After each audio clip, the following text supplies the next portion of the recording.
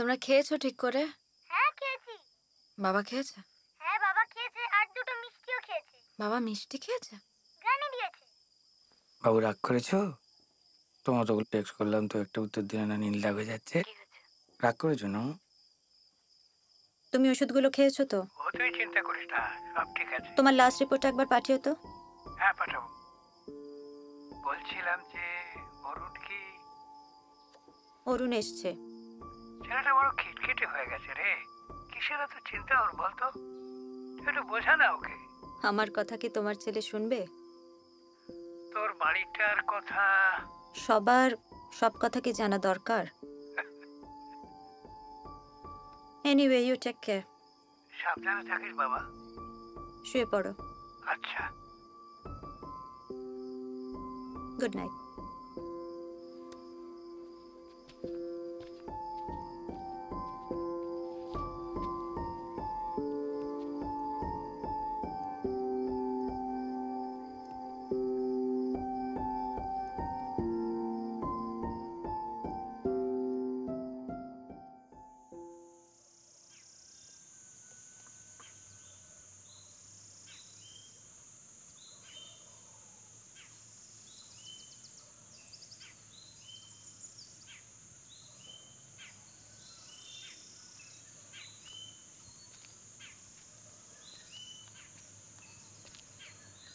চা খাবি?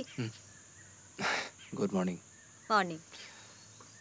চা ছেড়ে দিয়েছি অনেকদিন, শুধু কালো কফি। তুই এত সকাল সকাল উঠে পড়লি? বডি ক্লক, অনেক দিনের অভ্যেস। ব্যথা কেমন আছে? আগের থেকে বেটার জানিস, পেন কিলারটা বোধহয় ভালোই কাজ করছে। গুড।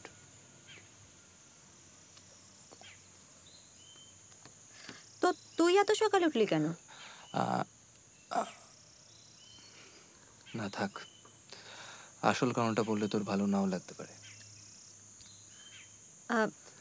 দত্ত ভোর রাতে হঠাৎ কম্বলের ভিতর পা ঢুকিয়ে ঘুমের ঘরে কিসব বিড়বিড় করছিল। আই গেস আমাকে অদিতি ভাবছিল। এরপর ও কি কি করতে পারে সেটা ভেবেই এত ভয় লাগলো, আমি আর একসাথে শোয়ার risk নিইনি। আই সোয়ার দত্তটা আর চেঞ্জ হলো না।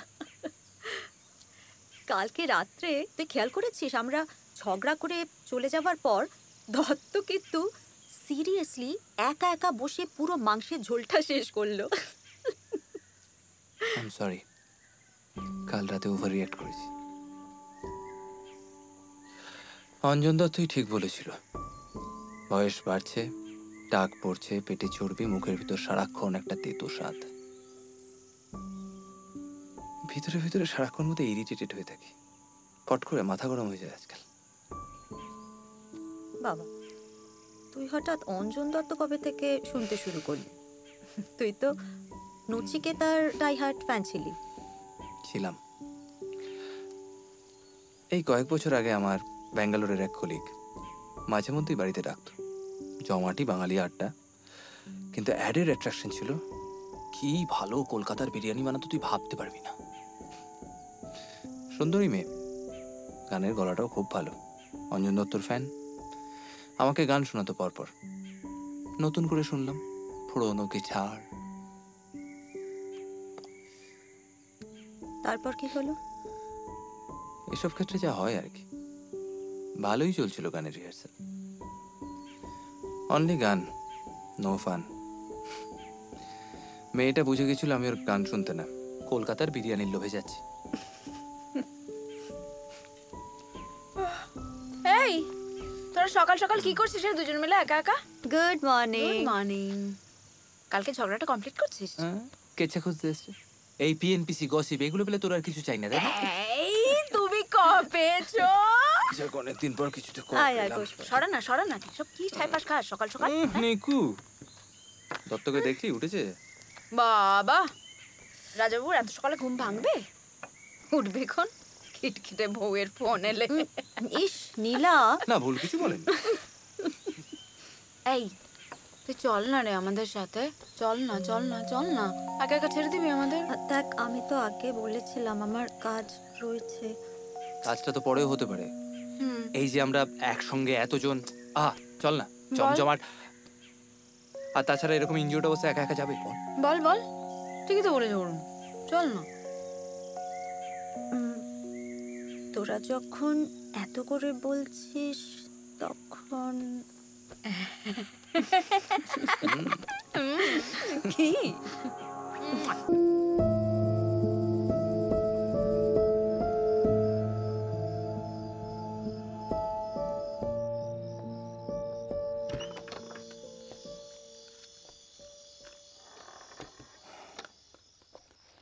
কংগ্রাটস। আওয়াজ দিচ্ছিস?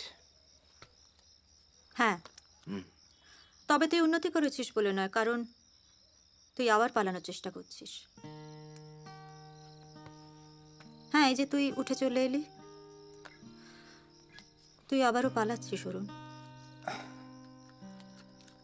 বনি, তুই পালাচ্ছিস না?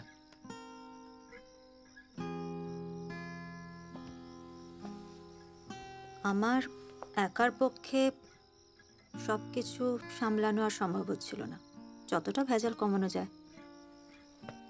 তাই এই বাড়িটা বিক্রি করার সিদ্ধান্ত। যদিও ইচ্ছে ছিল বাড়িটাকে রেখে এটাকে একটা হলিডে রিসর্ট বা ওরকম কিছু একটা করার, কিন্তু ইচ্ছে ভালো। আমার যা যা ইচ্ছে ছিল সেগুলো আর মনে পড়ে না রে। সব অনেক বছর আগে নেড়ে কেটে একসা হয়ে গেছে। নতুন করে আর কোনো ইচ্ছে হয় না আজকাল। কে বলল? এই তো হলো। ছবি তোলার ইচ্ছেটা? ওটা নেশার করে মদ খেয়ে পাগলাম পাতে। পাগলামি? কতদিন কোনো পাগলামি করি না বলতো। আসলে বড় হয়ে গেলে বোধহয় আর পাগলামি করা যায় না। বনি, তুই শেষ কবে পাগলামি করেছিস তোর মনে আছে? 2009 আমাকে ডিভোর্স পেপার পাঠিয়েছিলি। হ্যাঁ, পাঠিয়েছিলাম, কারণ ইউ ওয়ান্টেড ইট। তোর হঠাৎ মনে হয়েছিল বনি ডিজার্ভস বেটার। কি মনে আছে তো? বনি, তুই তখন স্কলারশিপে লন্ডন শিফট করছিস, আর আমার চাকরিই নেই। তোর বাবা মা কোনোদিনই আমাকে জামাই হিসেবে মেনে নেয়নি, আর কেনই বা নেবে? দুটো ফ্যামিলির মধ্যে বিস্তর ফারাক। তোদের ওই বাড়ি, অট্টালিকা, এই বাংলো, আর আমাদের 77 টাকার বাড়ি ভাড়া। আমার স্যালারি তোর ম্যানেজার কাকুর স্যালারির থেকে কম ছিল বনিয়া।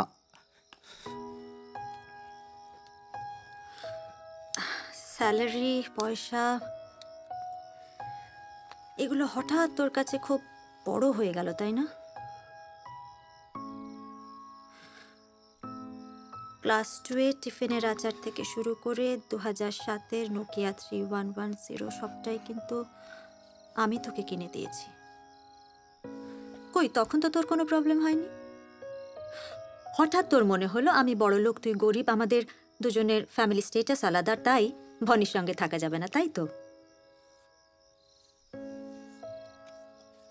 অনেক তো পয়সা কামালি অরুণ,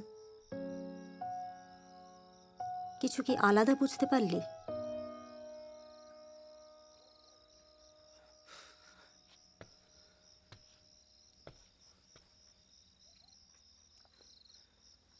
বনি, তুই বলছিলেন আমি পালিয়ে বেড়াচ্ছি,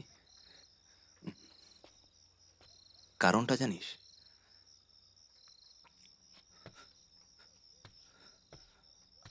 আমি তোকে মিস করি বনি। কলকাতা এলেই আমার সবার আগে তোর কথা মনে পড়ে। রাস্তাঘাট, ট্রাম, স্কুল ডেজ, বিরিয়ানি খেলে, এগ রোল খেলে আমার সবার আগে তোর কথা মনে পড়ে। আমি তোর থেকে পালিয়ে বেড়াচ্ছি। তাই যদি হয় তাহলে তুই একটা কাগজে সই করে সবকিছু ভুলে গেলি। তোর একবারও মনে হলো না যে বনি একা একা লন্ডনে কিরকম আছে? বনি প্রত্যেকবার কলকাতা এসে ছুটিতে কি করে? বনির মা মারা গেছেন, শি নিডস ইউ।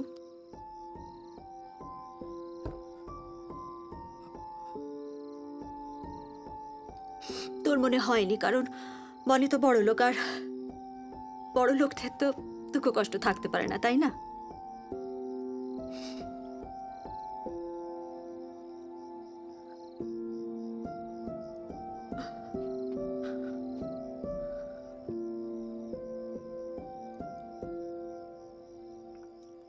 বাবা মা, ভাই বোন, বন্ধু বান্ধব,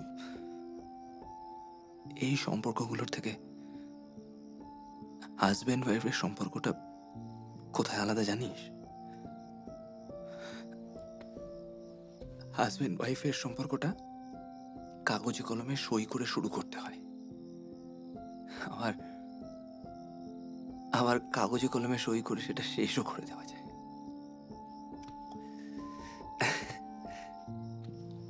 1987 সাল থেকে সারাক্ষণ স্কুলে একসঙ্গে থাকা অরুণ আর বনি তাই আর বন্ধু নেই। তারা এখন ডিভোর্সড কাপল হয়ে গেছে।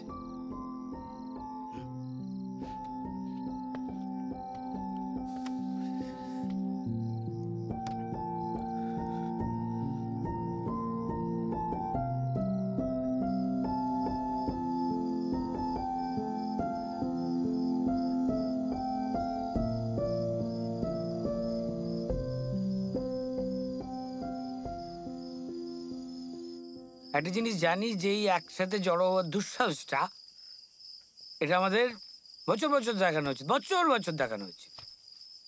আরে এরকম একটা রিমোট প্লেসে কে কিনতে চাইছে বাড়িটা?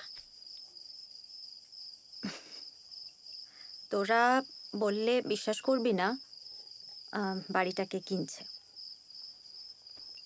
আমি ওই প্রপার্টি সাইটে অ্যাড দিয়েছিলাম, আর সেটা দেখে আমায় কে কল করলো জানিস? পৃথ্বীশ।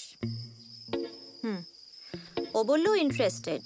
বাড়িটা তো আগেই দেখেছে, ওর এই কালিম্পংয়ে দাদা না পিসি কার একটা বাড়ি আছে না, so it was kind of an easy deal. হ্যাঁ, না হতে পারে না, না হতে পারে না।